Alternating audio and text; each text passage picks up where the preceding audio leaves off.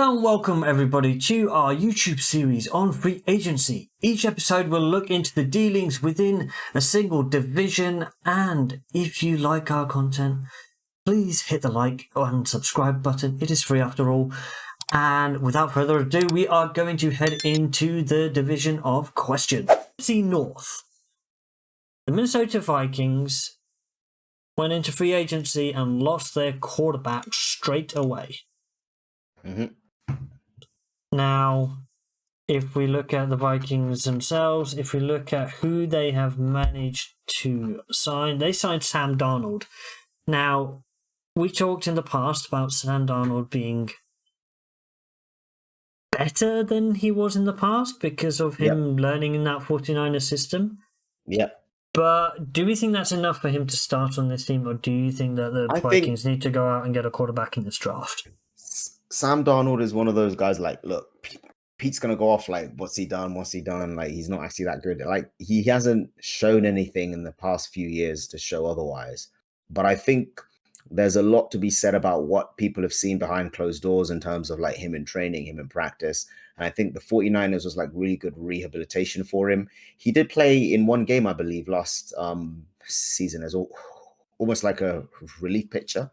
And he played really well. Like, don't get me wrong, he's not that guy heading forward. But I think Sam Darnold now, this is probably the most important season of his career because it's kind of providing they don't draft anyone, right? Yeah, I think they're going to do that anyway from what we've heard. But Sam Darnold is definitely going to be the starter heading into the season unless he completely gets demolished into training camp with whoever they draft. But that being said, I think right now he just needs to sort of prove to himself and everyone else that, you know, like he does belong and he is viable as a QB. How old is he now? He's just gone over 25 now because he came into the league really young. I think he was one of the younger players. So he's only 26, I believe, or 27. So he's not really. Darnold is 26 years old. He will be 27 come the start of the season. So he's still relatively young, and he's at that point now where he's seen a lot of NFL football. He's had time to adjust at different organizations. So this is like a big year for him. I'm sort of dissecting this, the Vikings a little bit more. Aaron Jones, like, I don't know what Green Bay were thinking. I mean, Aaron Jones is part of a 1-2 punch they had over there. Well, but we'll talk about the Packers at the end of the segment. Yeah, we'll talk about that later. But I'm just saying, Aaron Jones is a really good. It's a really great pickup for the Vikings, and I think it needed to show to Justin Jefferson that it still meant business as well because they lost the marquee quarterback. Yep, and you don't want to lose your marquee. And you don't want to lose your marquee wide receiver. Wide receivers. Right? What's the marquee guy? Some people view him as like the best receiver in the league in some people's eyes. So but you're never gonna lose him though. Yeah, you're not going to lose your franchise tag, but the thing is, they'll give him whatever he wants. But the thing is, you've still got to keep a player happy, right? You've got to make sure. You've got to, because they're competitive enough to want to try and win games. You look at the other two players that they signed. They signed Dan Finney on a 1-year contract, but the big one was Jonathan Greenard, 4-year, $76 million. Well, basically a swap though. So basically, they signed Jonathan Greenard, and then to replace Daniel Hunter because he left, right? They swap pass rushers in that kind of move in free agency. But they needed to show up the pass rush.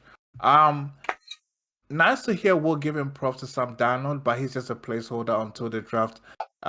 They get a young quarterback to grow with, and he becomes a backup quarterback. He's not gonna do a Geno with the Vikings. It's not happening. Okay. Let me just say that. And Aaron Jones is just basically, excuse my language, F you to the Packers. That's why he signed with the Vikings. It's a pure revenge move. It's a pure revenge move. Also, it doesn't require him to move, really, properly. Yeah, he could probably keep his home.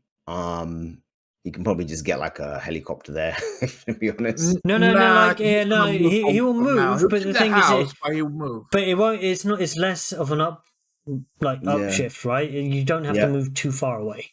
His family can pretty Yeah, much because stay you in Green Bay you during don't have the to move too season. far away. Yeah, I get that, but it's the closest he'll physically probably, to he'll probably them. But keep his Green Bay house, but he'll move the whole family to Minnesota. And then, depending on how it goes, if he manages to get back or when he retires, he'll go back to live in Green Bay. and Yeah. But you could see it's a pure. I'm so excited to see when they play the Vikings because he might go off. He is gonna go off. He's that type of player. And then you look at Andrew Van Ginkel, another player that they had in the edge rush. Cornerback Shaquille Griffin, linebackers Blake Cashman and Greg Hill. They've made some decent signings to add a bit of depth. They still need to supplement everything in the draft, and we need to see what they're doing properly at the quarterback position. They obviously lost players. They lost Anthony Barr. They lost Daniel Hunter. They lost Marcus Davenport. They lost KJ Osborne and Mattison, and obviously the big one in losing Kirk Cousins. Go. So, yeah, I don't know what it's going to be like for the Vikings next season, but we will see. Now we are going to talk about the Chicago Bears.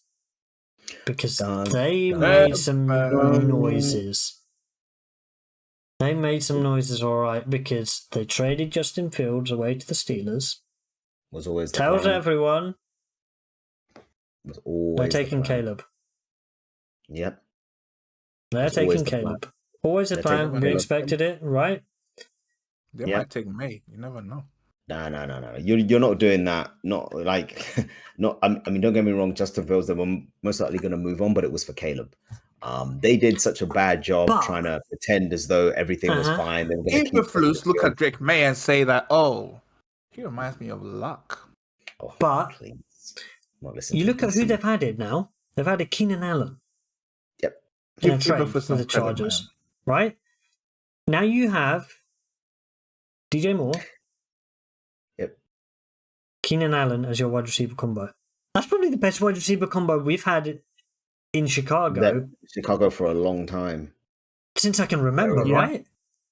I mean, They've never had a deal. They've had like a had one guy. receiver running back combo. Because when they had And they've got Swift in the yes. backfield. Swift's a They had decent runner. Cutler. It Yeah. was Alshon Jeffrey.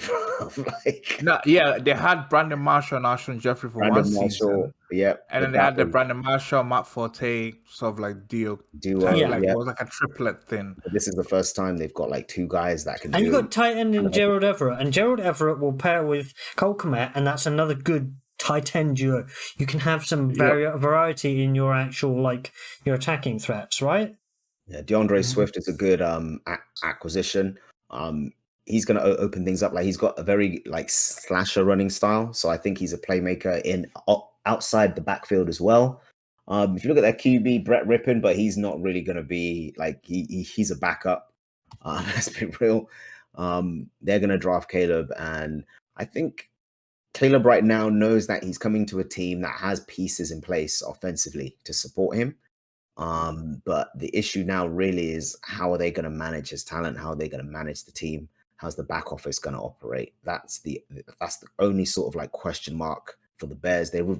They have to get over this hump right now, or else if they can't do it, if they fail with two QBs back to back, then I don't know what if you're a Chicago fan. I don't know what. Do they have a baseball team in Chicago, Dilly?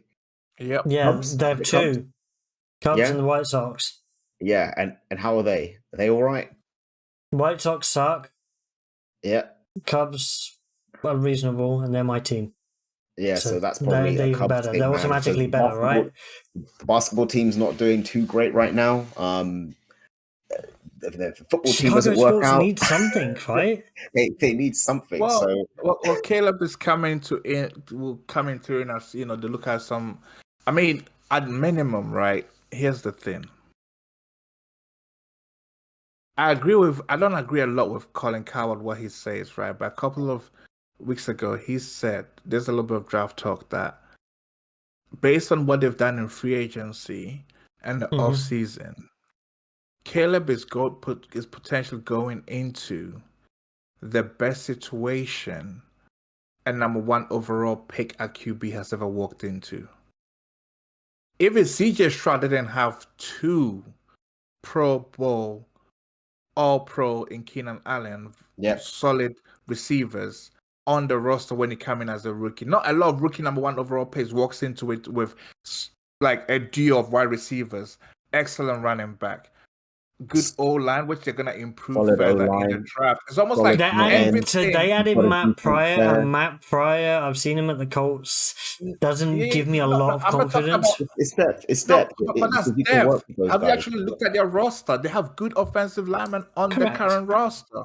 So my Pryor and they're more like depth, but that roster has a good offensive line And defense too. and They've got the solid defense picked it up once Eberflus started calling the plays because he's now in charge of defense. He'll call the plays, and they took off because the back end the defense was almost top 10ish. I think I don't know what the numbers were, but they were very, very. Well, no, towards the end of the season they level. were great. Once they added Montez Sweat, it kind of changed how they from the defensive side, and they paid Jalen Johnson in the offseason as well with a 4-year, $76 million contract. Adam Montez Sweat worked, but then also a key point is Eberflus calling it himself because he took control. He's going to call it this year. He's going to call it this year. Because he realized that my DC is not doing a good enough job. Let me call it. And once he started calling it with additional Montez Sweat, the defense took off. Resigning Jalen Johnson was a big, big move for the Chicago Bears for them to solidify their defense. They added Kevin Byard, who's a good veteran safety as well. They added Jonathan Owens, Mr. Simon Bowles. I think that's him. I'm not sure. Oh, is it? Yeah, Jonathan Owens. Yeah, I think so. Yeah, Mr. Simon Bowles. I don't pay enough attention. Yeah, that's him. That's him. Yeah, that's what we'll call him now. Yeah, Mr. Simon Bowles. No. He is Mr. Simon Bowles. Basically, he's Mr. Simon Bowles, and so. Very good. I think the Bears will be very competitive in the division. But they've got to get Caleb running first. Walking, but and then running, and they get into a full sprint. It's that learning curve takes a bit of time, but he's got to be the free one. Agency. Right? What they did in free agency? They've done some good stuff so far. On a grade, I'll give them an A. Probably the best free agency they've had in this division. Now we wait to see. I think the inconclusive is how close are they to the Lions, because the Lions are the division champions, aren't they? All right. Speaking of the Lions, we're going to talk about them now. And if we look at who they have gained in the offseason, so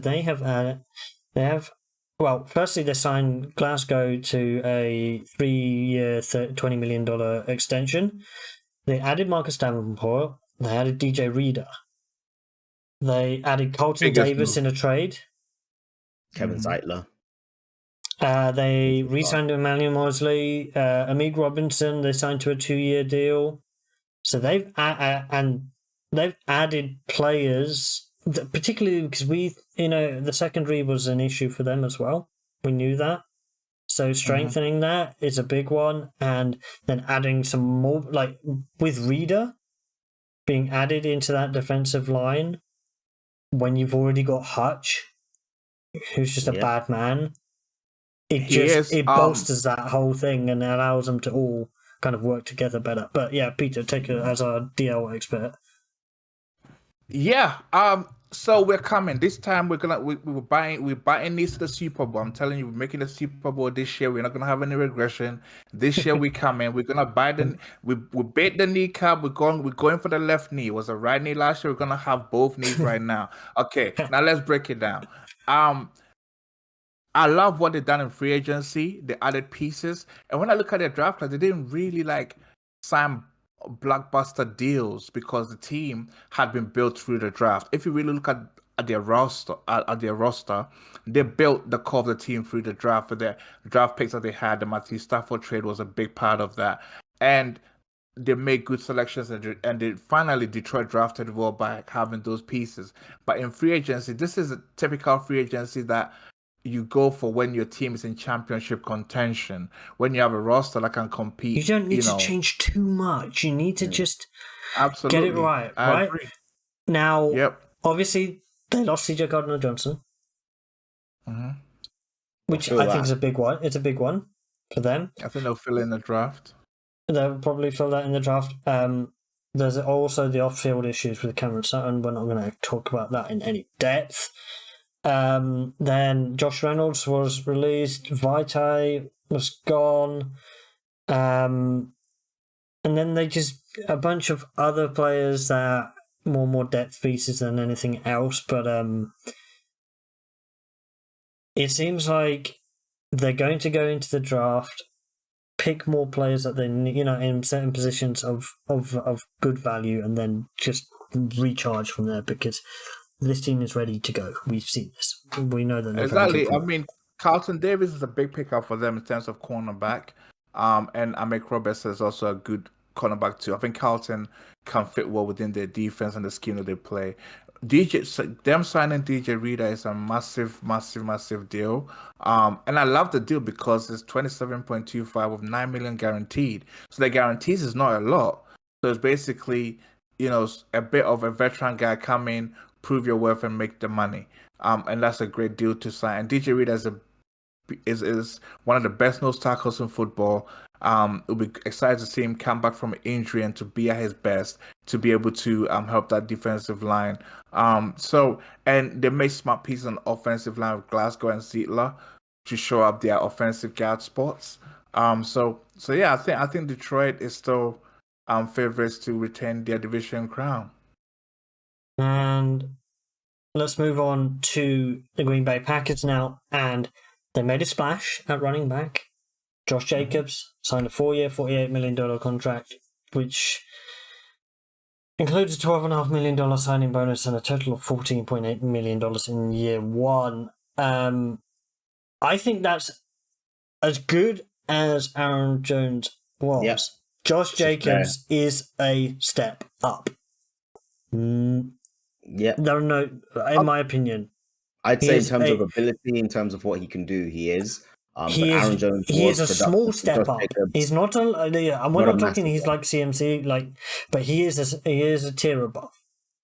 Yeah, but I think I get why they made the move. Though I think it's more to do with age thing, and Aaron Jones had a great season last year. But I think they did it because Jones is 29 and Josh Jacobs 26. It's a 3-year age gap, but it's a 3-year gap, and that's longevity. But that's still significant. So I think that they realize, okay, if we can go younger, let's go younger. And they only signed 2 other players that weren't previously on the roster, aside from Josh Jacobs. Xavier McKinney, big one, and Greg Joseph. Kicker has been an issue for them. Kicker has been an issue for them. We saw that last season. So them signing Greg Joseph is, especially with being open to the elements in Green Bay, that can have an impact. Though. They are known to not, they're not a big free agency team. And correct. Green Bay is one of the organizations where they always build through the draft. They call players, they sign their key. If you get drafted to Green Bay and you perform, they will keep you for a number of years, right? So they're one of my favorite NFL franchises, I must say, because of how they operate and the fact that they tend to keep homegrown talent by resigning AJ Dillon back to the roster to form that tandem again with Josh Jacobs. Xavier McKinney is a huge signing for them. He's gonna add to that safety rotation with. They still have Daniel Savage, right? Oh no. They lost Daniel Savage. That's why they brought in Xavier McKinney. Correct. Savage went to the Jags. Yeah. So now that makes sense. So I think solid free agency class, and the Packers keep on doing what the Packers do. Jordan Love made a huge late push. He made that step. He made a step up. Now he needs to make another step up because he needs to challenge for this division, especially. That's the expectations are always high in Green Bay. They don't expect down years too much, so the expectations are high, and he's going to have to prove his worth. All right. The NFC South, I think, potentially has had a seismic shift potential happen in it. we all expected the Bucks to probably potentially run away with it again next year, and then Kirk Cousins moved himself from the Vikings to the Falcons. And now, when you they've added